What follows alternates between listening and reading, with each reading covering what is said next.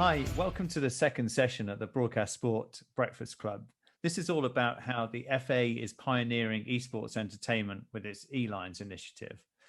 The FA recently hosted two ambitious 5-hour live streams on Twitch and Facebook predominantly. They were last week on Thursday and Friday, and the aim was to create a memorable show around the process of selecting the England eLions team. The live FIFA 21 esports tournament saw 16 players whittled down to the final four, who will now represent England for the coming year. The FA worked on the project with esports agency Digital Sports Management, and I'm with Damien Cullen, Senior Content Innovations Manager at the FA, and Jennifer Davidson, who's Senior Partnerships Manager at Digital Sports Management. We're going to talk about how they created this high-end show for the event and how they utilize different social media channels to maximize the reach and audience engagement in the live streams as well. So I think before we start, we could get some intros from Damien and Jennifer. Damien, do you want to start us off? Tell us a little bit about who you are and what you do. Yeah, sure. Hi, Jake. My name's Damien. Senior Content Innovations Manager, basically encompasses the operations of the content team and kind of new innovation projects, of which esports kind of falls within. So I work very closely with Jen as our official partner across that area to oversee all our esports operations and content. Okay, great stuff. Jennifer. Hi, my name's Jen. I'm Senior Partnerships Manager at Digital Sports Management. We work as an agency. We work with Damien and some of the wider team at the FA on their esports and gaming strategy and activation. Personally, I work very closely with Damien on the planning side of things. I previously worked at Davidson Football Club for around 7 years, I think. So I understand, how things need to work from a right holder perspective, the challenges that we need to overcome, in diversifying the content offering of the FA to include gaming in a way that's authentic and credible to the younger generation of fans. What were you doing at Everton? Similar roles. I say similar roles, similar job title, probably very different roles. So Senior Partnerships Manager again, so worked within the commercial team, managed all of a lot of their commercial partners, global activation campaigns. So, lots of mix of digital, PR and physical activations as well on match days. Great. Okay, well, before we get into what happened last week and the show you created, I suppose we should tell everyone a little bit about the eLions, just in case there isn't an awareness there. So maybe Damien, you could start off with, what are the eLions? When did you start off this kind of esports focus and the eLions team? Yeah, sure. It really started in kind of early 2019. So FIFA announced the eNations tournament. So that was the first kind of competitive tournament focusing on international nations. Right. So that was kind of, we've been waiting for an opportunity to work across esports and gaming, and that kind of felt like a natural point to do so. So we had quite a tight timeline, and we then turned around an event working with an agency to deliver 2 spots, one across PlayStation, one across Xbox. My knowledge of FIFA at that point, or of gaming, was very little, but I had an interest. My previous role was across video content, so I was kind of leading on it from an output perspective. So that was kind of the first one, and out of that event we had 2 players, one player called Tex, who was the best in the world at that point, and a player called Tom Lees, who's now known as #Tom. And they became our players. We did some content with them to kind of introduce them to our audience, which was a prank video with Trent Alexander-Arnold and Raheem Sterling, but very much focused on a kind of content side and a build up to a competitive tournament in that summer. When we started to kind of formalize and realize the reach that potential could have, we contracted Digital Sports Management across a yearly contract, so we could deliver that more substantially across and more consistently across a year, because we are aware that we're not experts in that field. We're football, but football and esports, obviously there is a difference. So that's why we brought in Jen and the team at DSM. Unfortunately, COVID got in the way. We had grand plans for our first year of working fully across it, but unfortunately, COVID put paid to the FIFA eNations tournament. So we kind of pivoted a little bit and did a football staying home tournament, which was gaming, but also featured our eLions again, aimed at that more crossover audience that have an interest in gaming, but also competitive gaming.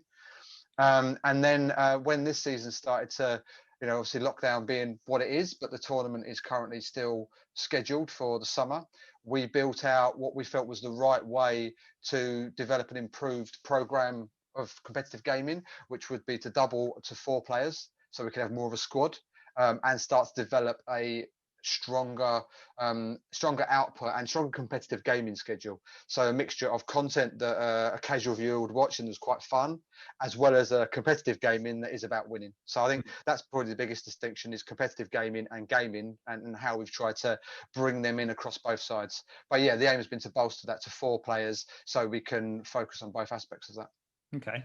Jen, do you want to pick up then on what you did when you came in and the FA brought you in and you kind of started working together on ramping up the content, I suppose, and making it something that was kind of bigger and better than, they could do in-house?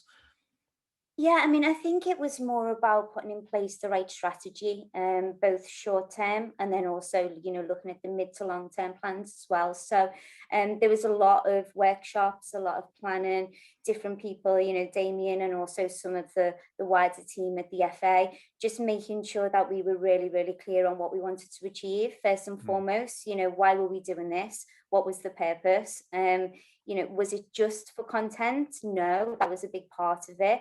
I think, as I said before, diversifying the FA's content offering to something that will appeal more to the younger generation of fans. They consume content in a very, very different way. There's lots of live content.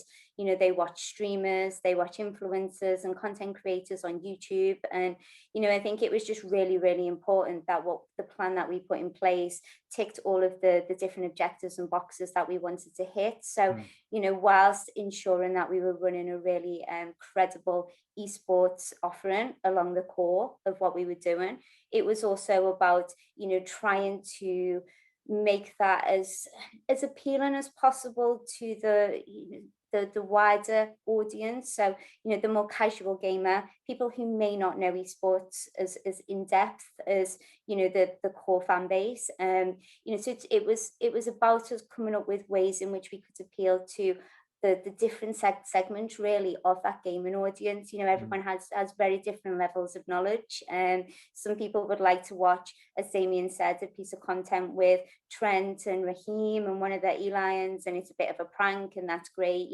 but other fans, they really want to get down to the core of elite level esports. And look, any esports fans, they want to see tournaments. That's what they want to see, and not just tournaments, elite level tournaments. Right. And at the moment, we have what has been referred to by a few people as the golden generation of English FIFA esports talent. There's a real like crop of very, very talented players. You've got established players who've been around for a few years. They're only like 25, 26, but they're the established players, they're the big names. They've been there, they've won things, they've seen it all, right. And they've got the experience. But then you've got the up and coming, people who are either younger, the younger kids who are now starting to come through, 16, 17 years old, and looking at this as a career path. But then also, we've just had the tournament that we had, one of the winners who won that, he used to be a boxer. I think he might have then been a bricklayer. He was laid off due to COVID. Right. He sat, and he really sort of honed his skills on FIFA. And the next minute he beat a former world champion, and he's now one of our eLions. So it's all about getting that, those different levels and appealing to different audiences and finding the stories, but doing it in a credible and authentic way. You've got then this 16 players ready for this, whatever happened on Thursday and Friday. Then what did you do to televise that tournament or to stream that tournament onto the social media platforms? Which platforms did you choose and why? And how did you kind of create the presentation as well to make it more than just watching some guys playing FIFA and make it more appealing to the different sort of demographics that you're trying to reach? Sorry, Jen, do you want to say that one? Well, it's a do. No, go on, you go, and then I'll I was going to say, it's very much kind of, as you said earlier, in terms of strategy, in terms of looking at the year, we very much focused on Twitch as an area we wanted to explore this year for very obvious reasons. It's kind of how it's been built out from gaming and streaming, native streaming. But also we looked at other platforms in terms of Facebook, Twitter and YouTube. We felt Twitch was always our plan across the year to build out that audience and to kind of give us license across the year to build out a more structured calendar. But Facebook also came to the party. There were a lot of people doing a lot of streamers who are doing specific deals with Facebook, and that gave us another avenue to experiment with as well, by the way. So we could look at the two platforms side by side and see what they were bringing us, because we're both looking at an existing mainstream audience who are open to crossover and watching gaming, competitive gaming, as well as an existing audience. So we're kind of still at a point where we're experimenting a little bit, but we felt Twitch and Facebook were the best ways to do that, and to focus on those two audiences. And then with regards to the production, we had 16 players, partly because of what happened last year. We had 8 players qualify, so we had our 2 current eLions plus 6 others, and we felt it's quite an arduous process to go through, so we felt that it was fair to have them go through. But at the same point, we've always liked the idea that somebody can come from nowhere, and if they work hard enough, similar to the FA Cup, I guess, if you kind of can put the hours in, then you can kind of gravitate from from anywhere. To Jen's point around the player who came through and maybe hasn't had years and years of experience, but is actually now an official player.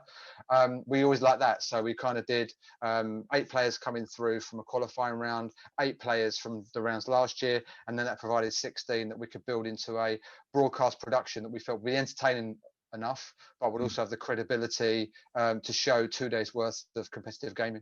And did you use Twitch and Facebook? Did you put the same content out on both, or did you vary it? No, it was Twitch was the whole broadcast, and then Facebook was the finals. Oh, I see, right. And was Facebook there predominantly to try and bring over that sort of maybe slightly older audience? Yeah, we're also quite a large account on Facebook with the England team, whereas the England Twitch channel we started in September last year, I think September, October. So it's very new, and kind of really focused on very much a younger audience. So it was to see how Facebook's gaming audience would react to it, but also to see how some maybe slightly older people across Facebook would start interacting with that content. And taking the guidance of the platforms as well. We spoke to both platforms and kind of tried to structure it, because some platforms want exclusive use, some want you to drive across to them. So it's also working. So I've never been a fan of exclusively dealing with one platform, especially because of who we are. We want to put it in as many places as possible and make it as accessible as we can. So before you put it out there, you'd spoken to Twitch and Facebook and sort of consulted with them on what they thought might be best practice for something like this. Yeah, exactly. Yeah, working out what we could use to drive to it. Sometimes, because again, of who we are, we can get some promotional by working with them. Sometimes not, by the way. And then it's working out from our own structure. What we didn't want to do is if a platform came in and said, "Oh, we'll work with you on this promotionally," is to throw our existing strategy in the bin. So it's basically about working both and trying to get some results. We're always keen to see what the data tells us. I quite like data that tells me not exactly what I think. So it's good to have a few surprises, which is now what we'll dig through, and then we'll help build out the rest of the season in terms of where we will put content, live content in particular. We can look at that data in a minute. That sounds interesting. Jen, you've got anything else to add on that question? I think it was just to add just a small point, really. I think Damien covers off most of the main things. But Twitch is, we see Twitch as the home for our live esports content from an FA perspective, which is why, as Damien said, that was always going to be part of our plan. I think with Twitch, it is it's probably more towards that core gaming esports audience who really do understand everything about FIFA esports, FIFA Ultimate Team, the players, how it works. So the other consideration we needed to make is that when we did go live onto Facebook for those final, I think it was about 2.5 hours in the end for the finals on each day, is we did have to then just change some of the sort of the way that the commentators were talking about things and explaining things. We brought in a new audience like halfway or 3/4 of the way through the show. And as I say, earlier on Twitch, a lot of people understand the terminology and how it all works a lot more. So there was just little considerations with that. Once we went onto Facebook, we had the commentators and the talents explaining why the players were playing with Cristiano Ronaldo. in an England kit, even though it's England, Mhm. because some of the people in the comments were like, what? I didn't get this. What's going on? So, it's just making sure that even though it was the same broadcast, for the most part, it was the same broadcast that went on both channels. When we did open it up to the Facebook audience, we did have to just change some of the scripts and make sure people understood and they were following along, and we were answering any questions from the chat as well. I'm interested in finding out a bit more about the scale of the production as well, because Damien mentioned it was kind of a broadcast level production, and I've been to some esports events before, and I've always been sort of slightly taken aback by, have like full jibs and like 6 camera positions, and you've got analysis stations and pundit stations, all this kind of stuff, and it's like, wow, this is really proper. And I think, within the esports community, I'm sure it doesn't seem anything that would take you back. It's really, yeah, of course it's proper, but from a slightly older person's perspective, it's like, wow, this is a full-on broadcast setup that's gone on here. And is that the case for the stuff you did last week?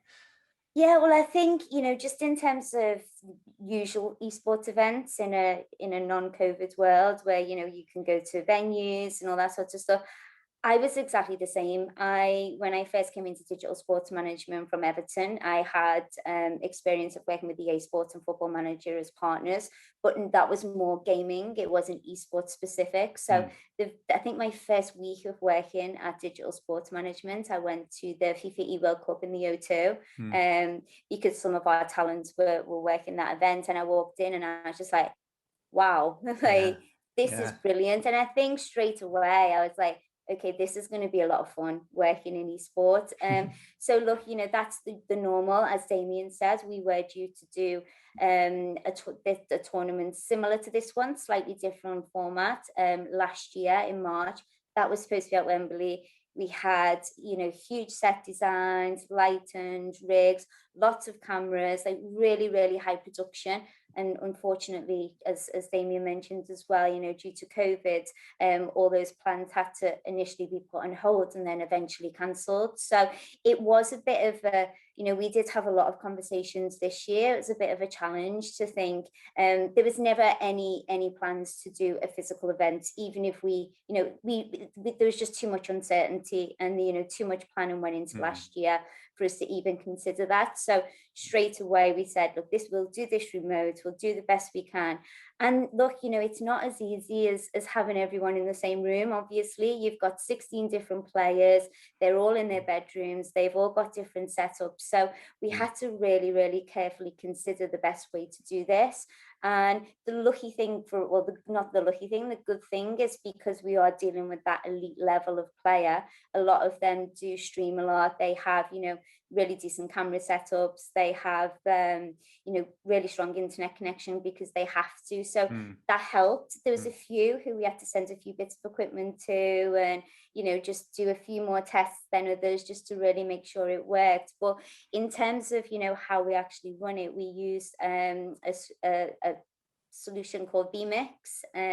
So we use vMix. It's quite popular within the esports industry. A lot of the other nations use it. So, we will be doing e-friendlies against e-nations, for other nations, for example, ahead of the e-nations, and we'll use vMix for that. So it wasn't straightforward. There was lots of testing. We had quite a few issues with the webcams being delayed through the software. So what, if you can imagine, and actually the webcams were ahead. So what would have happened if we didn't find a workaround is you would have seen the players celebrating a goal and then it hadn't gone in yet, which would have obviously not been ideal for the audience. So we had to find a way to like route it through the software and then route it back through somewhere else. And Dave, our esports manager, done lots of tests and lots of stress tests. But the reason we use vMix is the flexibility. Really, you can go out to multiple platforms. We could send a feed to Grabio so that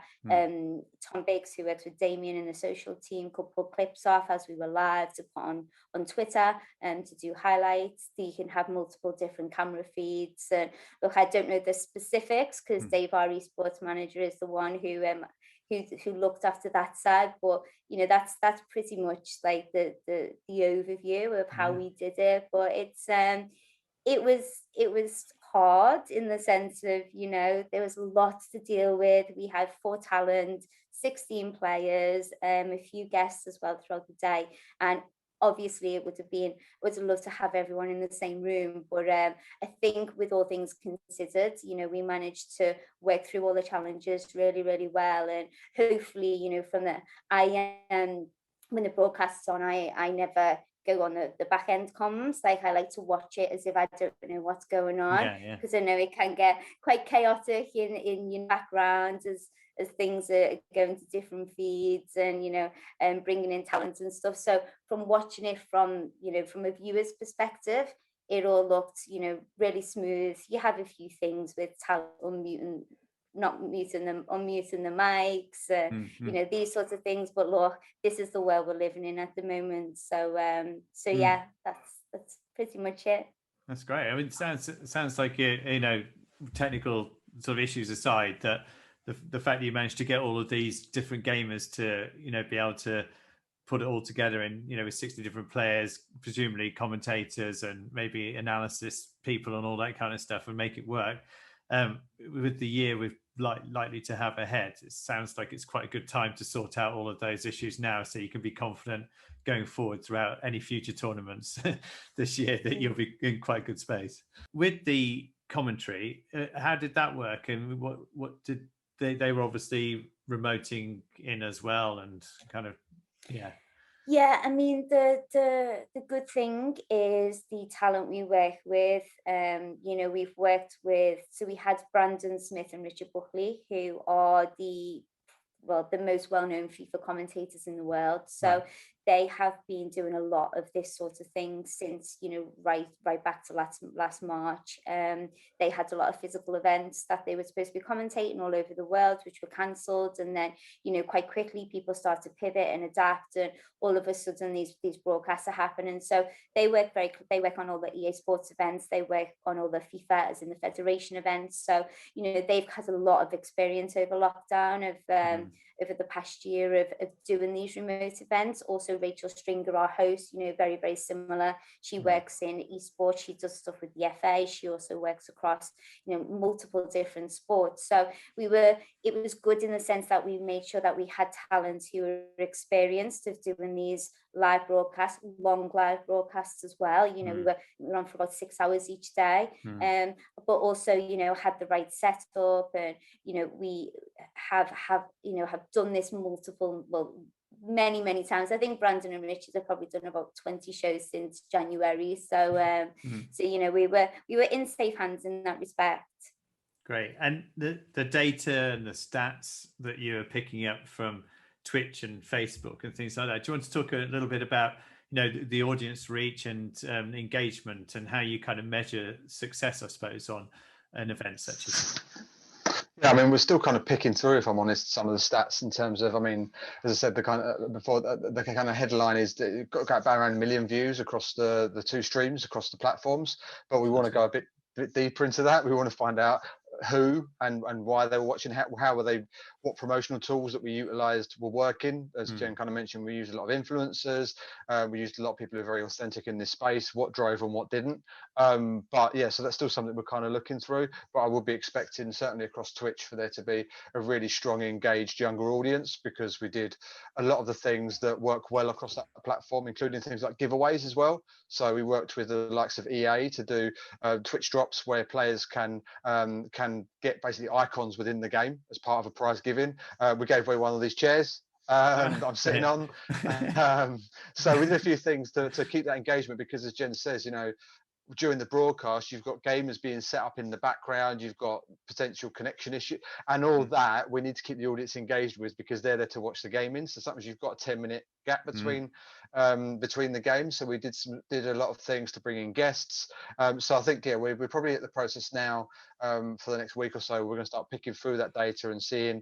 I'm really intrigued to see what the difference was between Twitch and Facebook. And what they kind of helped us build. What we did notice is our followers tripled on Twitch. That's something I can definitely see. So we started with a kind of follower count that tripled across the 2 broadcasts, and kind of kept going as the kind of broadcasts developed over the 2 days. Fantastic. Yeah. And Jen, do you want to add anything else on that one? No, I mean, I think Damien covers it off. As he said, we're still pulling together all the stats. I think what we would probably expect is for us to have a lot longer watch time on Twitch, just because of, as I mentioned before, the audience are used to watching long broadcasts of live stream content. And then, with the Facebook stuff, the numbers are much bigger. Facebook were really fantastic in supporting as well, and helping to make sure that we target it to the right people, rather than just putting it out as a blanket approach to anyone and everyone who might see it, because there's a lot of people who follow England on Facebook, but not necessarily all of them would be interested in this sort of content. So yeah, I mean, I think we can definitely share some stats with you once we've pulled it all together properly. But overall, we were really happy with the results and the audience and how we were able to drive people into the stream. Just to add to that, Jake, what we worked with Facebook on was we'd kind of asked for not just reach KPIs. We'd asked for audiences that don't follow the England channels. It'd been quite a lot easier, I think, to just said, look, can we just amplify it with a very, very strong channel? We'd asked specifically, we want to engage a certain demographic, which is kind of 13 to 24, of people who aren't engaging with this channel already. So that's the kind of KPI we set, and we'll be kind of pushing to get results on. I suppose the difference between, say, traditional TV and doing it through these newer digital platforms is you can actually get to that granular data as well, can't you? Yes, you can kind of quite specifically target a demographic, ideally, or let's say someone who's not involved with our page. Usually, you're going for an audience that's already, your existing audience you've got. Well, we're quite keen to see what works with somebody who's never thought of following the England football team page. So it kind of sets out that we're really looking for new audiences. But yeah, definitely I feel there's a deeper level of kind of data we can delve into that tells a story of what we're trying to do and where we're at. And it's one last question from me, which is, I suppose, what the sort of future for esports. It's got a very well established audience on Twitch, and you've got other platforms like Facebook, which can bring you potentially different demographics and things we talked about. Could TV, like traditional TV, could that add anything to esports? And there's been various attempts to show esports on different broadcast channels before, with sort of differing levels of success. And I'm just thinking that TV could potentially bring personality-based stories to the fore a little bit more. Maybe add more of the kind of doco content around different players and kind of bring personalities out. But aside from that, kind of from a live esports point of view, I'm not sure that TV can add a great deal when you've already got all these free platforms or free to access platforms out there that are popular. But I don't know what your thoughts are on traditional TV and esports. I mean, for me, I mean, TV is a device in your living room. It's not really a medium for getting the signal in anymore. Television in my house is services Netflix, YouTube, kind of, it's a device that's important, not the signal. So to the answer of can you watch competitive sport from any platform in your living room, I think that's more a generational thing. As you get gamers who are now 20 and it's all they've known, in 5-10 years, be 25, 30-year-olds and be homeowners and what have you. I don't see why. I noticed with my own daughter that she will sit there, she will watch gaming, if we let her all day, but she will watch, she will watch gaming through via YouTube as long as we'll let her. So I don't see why that wouldn't go up with production value and sponsorship and become something. I've certainly, since I've become involved in the past 2 years with esports, have gone from someone who's maybe questioning a little bit to someone who is cheering a particular player on our own broadcast and watching it. And I think the idea that it's different because it's computerized, technology is only going to get stronger. We know that bandwidth and broadband is only going to get stronger. So it's definitely an area that I think will become more and more prominent to the mainstream over the next 5 to 10 years. Yeah. Jen? Yeah, I mean, I think I could just completely agree with what Damien said. I mean, in terms of there have been things on Sky and BT in the past, the FIFA eWorld Cup, a couple of other tournaments. I know in other countries they do televise, in the traditional sense, they do televise as well, especially over in Asia. There's a lot of esports content over there. So, but I think it definitely can. Look, there's once you get to know the players and the stories and the rivalries and that sort of thing, it's really interesting. It has a lot of, especially FIFA esports, it has a lot of the same sort of stories and characters like it does in the footballing world, and I think it's something that could definitely cross over into more sort of mainstream TV. But look, I watch it on my TV. I've got Twitch on my TV, so you know, I watch the whole tournament on my TV. So it's whether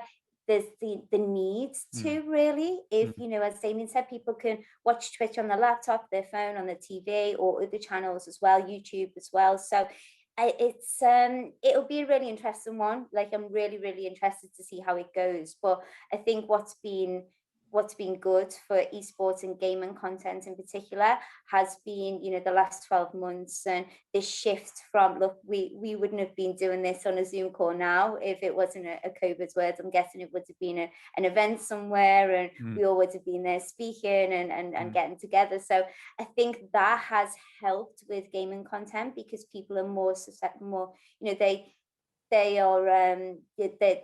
they watch things which are done in people's bedrooms and sitting at home with your own microphones and your cameras. And I think that sort of like gives more a bit of an esports vibe. So I'm just really interested to see where it goes. But I think it's got a lot of potential, definitely, from a broadcast perspective, to improve and grow and really hit more of a mainstream audience. Fantastic.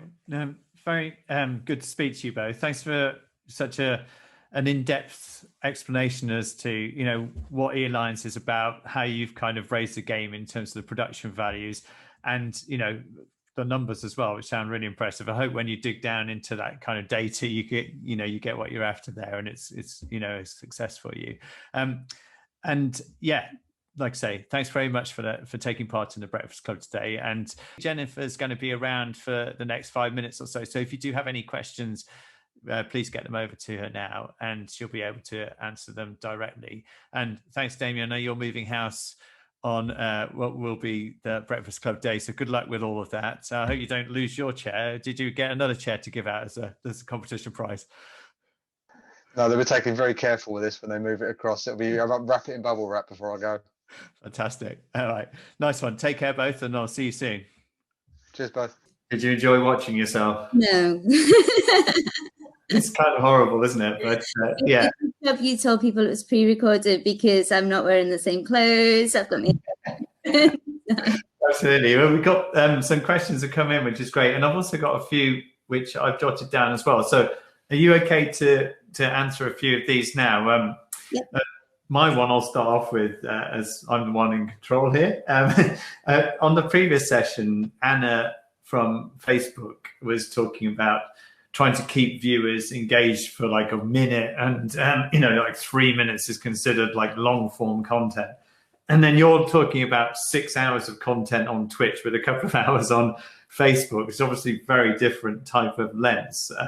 How do you keep engagement during that time? I mean, Damien talked a little bit about using influencers and doing giveaways and sort of having buzzy content, but you know, 2 hours versus like a minute or 3 minutes, which might be considered a success on Facebook, is obviously very different. So yeah, how did you sort of build in that strategy for maintaining the audience? Well, look, I think the first thing to say is that the gaming audience and the esports audience are used to watching hours and hours and hours of content. So right. They watch streamers, you know, there's streamers who will stream for 5-6 hours a day. There's lots of streamers who do 24-hour charity streams. Like, the people the core audience who we were targeting in the first instance, like, this is what they expect. So it was very difficult. You know, it was people at the FA were like, what, we want to go live for 12 hours in total? And it's like, you know, yes, that's the expectation. That's what people would want to see. So whilst it was the norm in that sense, you can't just rely on that. You know, people aren't going to sit and watch 6 hours of content that they're not engaged with, they're not interested in.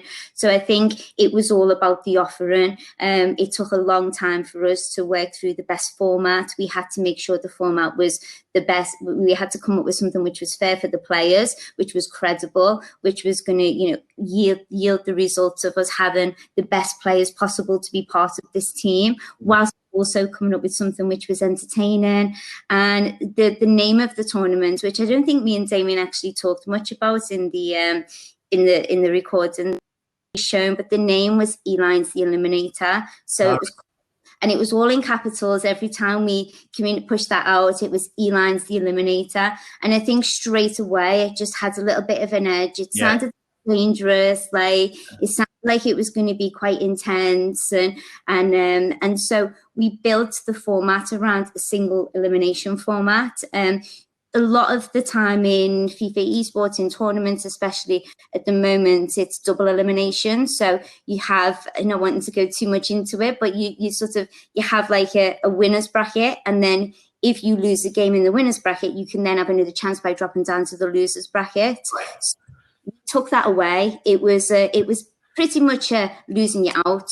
Right. There was a lot of risk on us to do that. Because, similar to football, FA Cup and any knockout tournaments, anyone can win really. And we wanted to make sure that we had the best players. So we devised this format, which would not only appeal to the core gaming or the core esports audience and gaming fans, but something which was more easy to understand as well for the more mainstream or the casual viewer who want to watch it. Wasn't, they could watch and be like, okay, if they lose the game, they're out. It was pretty simple. And it did add to the drama and the hype. And look, we were very, very lucky. We had some of the big name top players in the country involved in this tournament. That really helped. They've all got their audiences as well who engage with them daily on their streams. So they brought over. We also used a lot of influencers as well, who again, the audiences that their viewers and their fans and followers of their page are used to sitting and watching this long content. So it was quite a complex strategy, but just a little bit of an overview. It seems to do well. I mean, Damien mentioned, I know you've not drilled into the figures as yet, but like a total of around 1 million views of that content, which seems, well impressive. If you compare that to traditional linear TV, that would be considered like, decent numbers. So presumably you're quite pleased, I would imagine, aren't you, with with that headline figure? Yeah, we all, in terms of the headline figure, as Damien said, we need to drill down into more. We're not about just the views. I mean, that's great. And it's great to put out there and say we got over 1 million views. But in terms of we just want to make sure we're hitting the right people in the right way, we're engaging in the right way. And sometimes, there's things as well around the event that we haven't even started to pull together yet. So I saw one of the players who he played against our current eLion and previous eLion, Tex, who's one of the best players in the world. And he played a game against him. And then he's now put out a video on his YouTube channel, which is the player is called Shuri, which is Shuri talking back over the video, talking about what he did, where he went wrong. So off the back of our tournament, there's now more content that's being created by players and by influencers.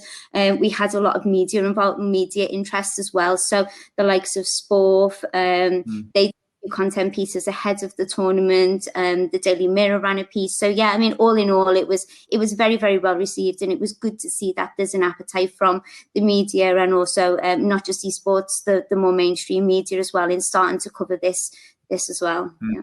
I've got one more before moving to the the viewer questions, and if anyone has any more questions for Jen, then please do get them over. We'll be going through those questions in a second. Just because we're talking about the social media platforms, and you had the content predominantly on Twitch, obviously the 6-hour stream, a dedicated esports audience that understands that platform. You used Facebook for the last couple of hours to try and engage and bring in like a more traditional sports fan base into esports, especially with the fact that there was a football link with FIFA. And then I'm wondering, did you try Twitter, Insta, maybe Snapchat? I mean, did you think about those platforms as well and bringing those platforms into play with different content, or was that not really part of the strategy for this one? We did. So Twitter was an interesting one, and we're still trying to sort of analyze and see what happened there. Normally, Twitter is a platform which is there's a lot of the gaming community on there, especially the FIFA community, all the players. And so what we did on Twitter is we pulled the live feed, and somebody from the FA was clipping that up and putting highlights out. Yeah.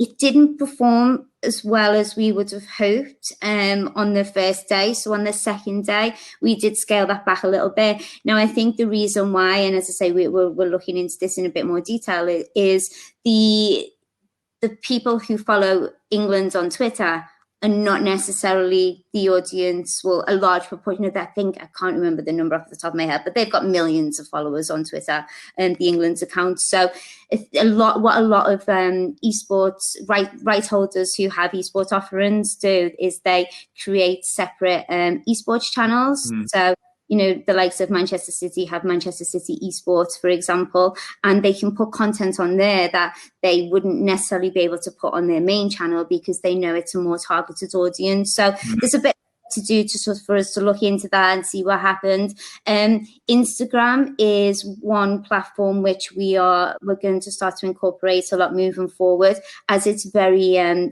obviously visual and graphic. We haven't had the physical access for a long time to do photo shoots and to create anything really that we see fit to put on Instagram. So we used some influencers, and they drove they did some Insta stories and drove some views and things like that. But in terms of using the platform, that's one that we're going to start to integrate more in the future.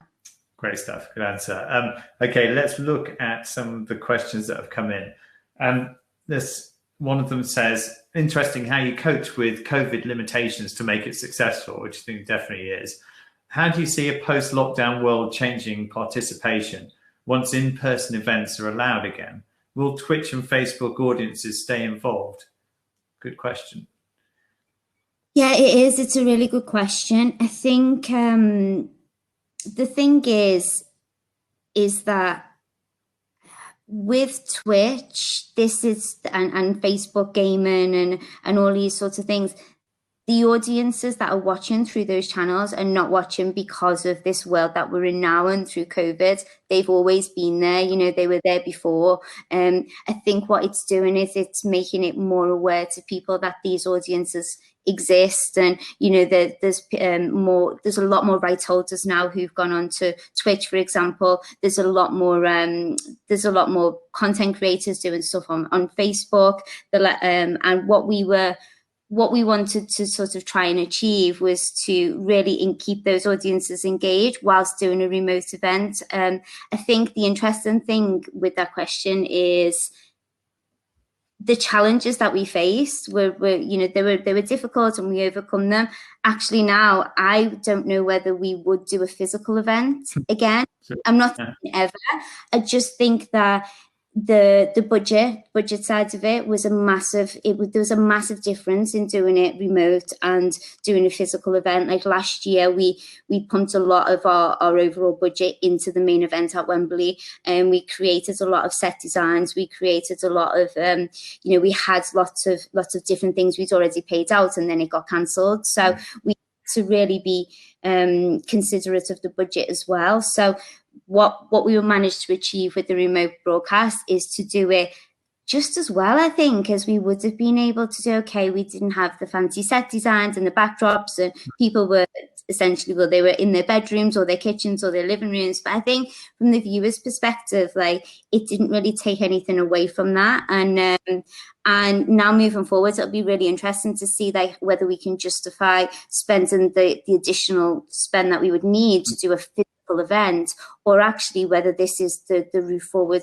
for what we're doing with the FA and eLions moving forward. So well, interesting. And I suppose using vMix, once you manage to get those sort of technical and operational issues kind of ironed out, you've got a platform now that you're comfortable with, and that there's not going to be any syncing issues and latency issues regarding. You mentioned how when you were testing it out, there was a point where you could see goals before you could hear about them, or the other way around. And so there was all, could have led to a lot of confusion. But now you've got those issues ironed out. You've got a platform that you can rely on. And so if it's not going to add much value to have a physical thing around the event, then why not continue as is? So maybe lots of others will do the same. Who knows? We have a question here which I don't fully understand, but I'll read it as it's written out, and let's see if you could understand it. In the UK specifically, it says, does FIFA seem the game to help further grow the sport? I think that might mean, does it see the FIFA game as to help grow the sport of football? I'm imagining that part of the question means. And then it goes on to say, or do they see more engagement with other games such as Call of Duty, League of Legends? Yeah, League of Legends. It says League on Industries, etc. But yeah, anyway, I suppose maybe because FIFA is football and a direct correlation with proper football.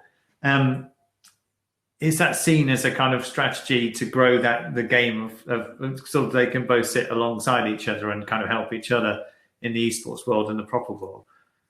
Yeah, I think, look, there's no doubt that there are huge in the esports world. There are the shooter games, and there's different games which have a much bigger reach globally.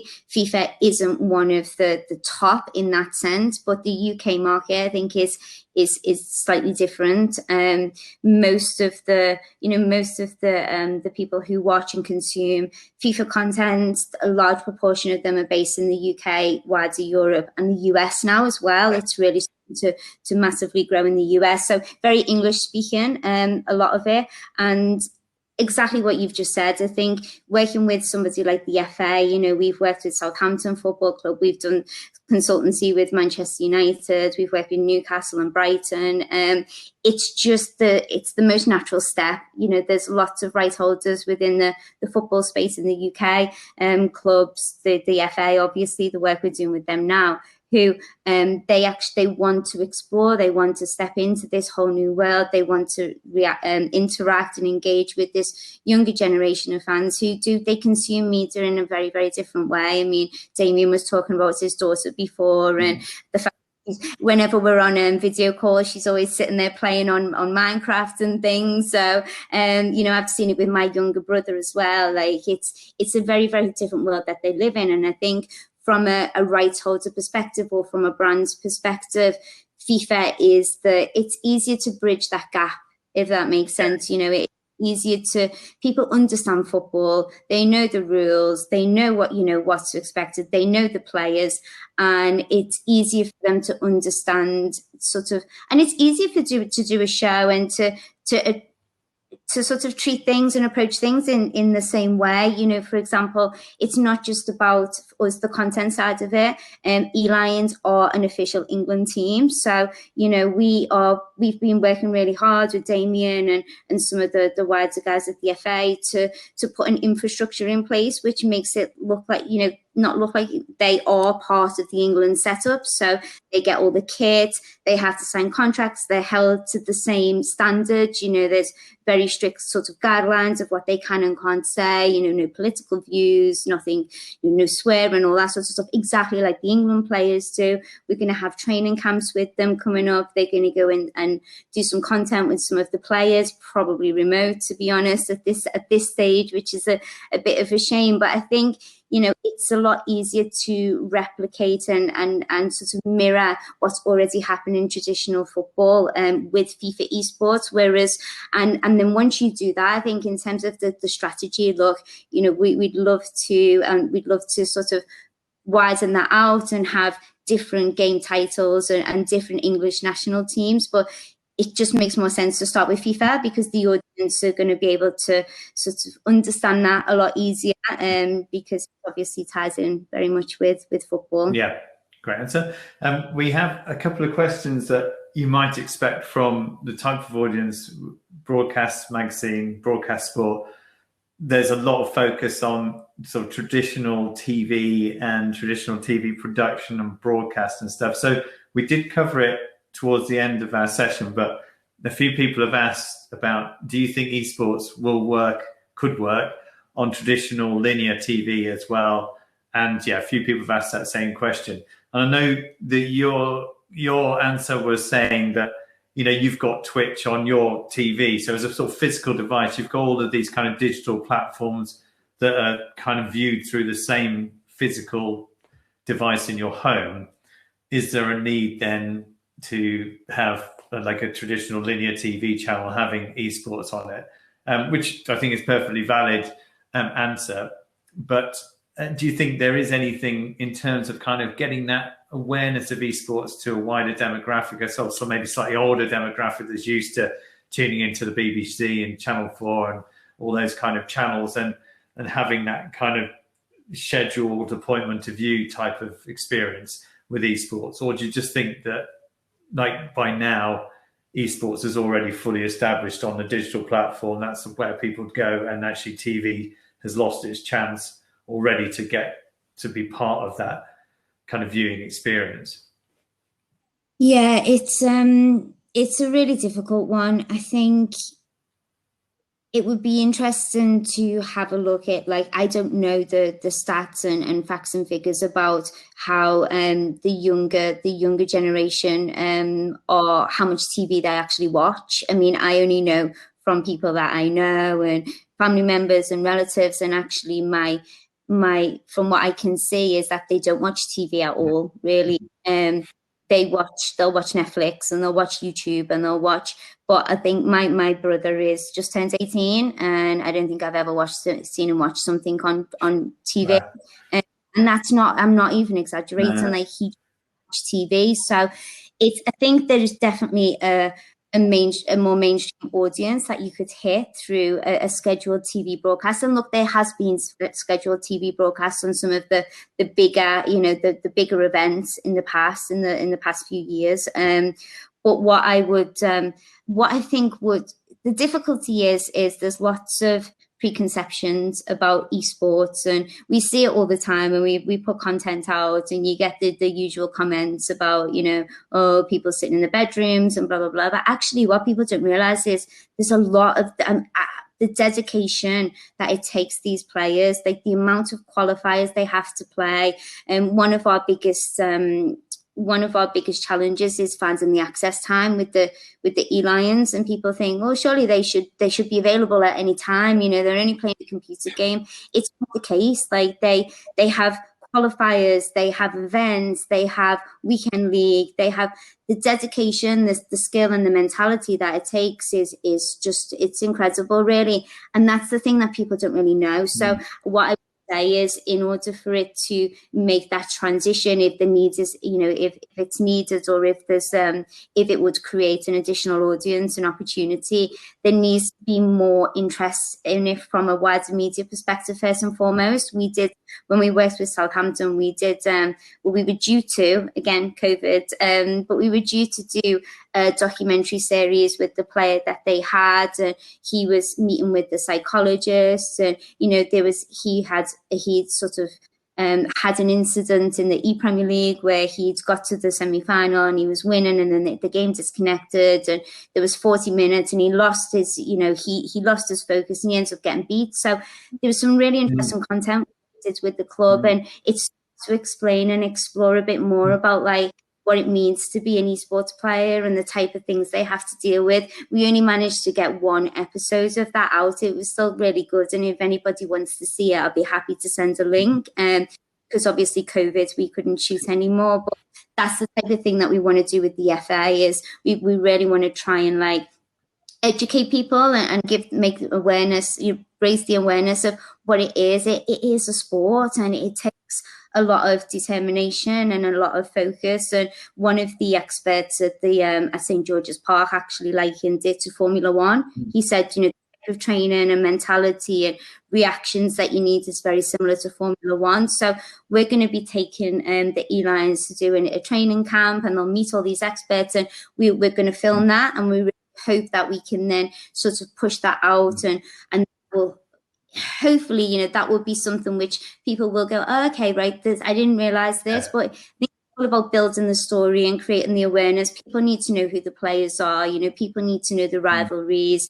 And it was quite interesting, actually, because when I was watching it on either Thursday or Friday, probably Friday, I was watching it with my husband, and he doesn't really, you know, he only knows what I tell him. He doesn't really understand it very much. Once, as we were sitting watching it together, and I was giving him the backgrounds of the players and the story, and he's the underdog, he really, really got into it. But it was because, you know, he was able to understand a bit more about who these people are, their background was, and what their story is. So it's the same as everything. It's all about telling the stories and raising the profile of the players involved. And you would think that linear TV would be the place for having that sort of storytell, the background story, and you can make a really nice documentary series that, you know, leading up to a tournament that was coming out, and then you probably get more engagement from people that have never ever watched esports before because they were then rooting for the different people. So yeah, we'll see what happens on that. But I'd like to see the first episode of the thing you made with Southampton. That sounds really good. And we do have one more question as well. I'm slightly conscious of time, so I'll get on to that question very quickly, which is, do you anticipate that VR will be a medium that is utilised in the future for the audience to view previously inaccessible positions in a game, and also for the team and squad for training? So I guess this is specifically about esports. Yeah, I mean, look, I don't know too much about VR. I'm not going to try and say that I do. We tried to do a project when I was at Everton, and we never really got it off the ground for different reasons, and that's probably as much involvement as I've had. But definitely, I think there's an opportunity. It's really interesting, actually, the training points. Like, I could see that being something. 100%, you know, it makes complete sense, and that's where what we're trying to do with the FA is not only, you know, the content side of it is great, and you know, that's only a part of our strategy. We're really trying to professionalize as much as possible and bring in these new methods of training and content and everything that we do. So I would love to sort of look into it a bit more and explore it and see, but at this moment I don't know, but it sounds like it could be an exciting thing for the industry, definitely. Brilliant. Well, many thanks for not only doing the recording yesterday, Jen, but also spending all this time now to field those questions and give some really great insightful answers as well.